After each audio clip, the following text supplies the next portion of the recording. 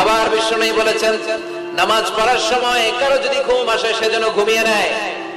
নামাজ পড়ছেন আবার ঘুমাচ্ছেন, বিশ্বনবী বলেন নামাজ চলাকালীন ঘুম আসলে নামাজ পড়বেন, আগে ঘুমাবে। কারণ সে যদি ঘুমের ঝিমুনির মধ্যে থাকে, আল্লাহর প্রশংসা করার পরিবর্তে সে আল্লাহরে গালি দিয়ে বসবে। করতেছে প্রশংসা চাইবে, কিন্তু মুখ দিয়ে চলে আসবে কি? গালি। মানুষের চাহিদা, ডিমান্ড, হিউম্যান ডিমান্ডকে আল্লাহ কত গুরুত্ব দিয়েছে।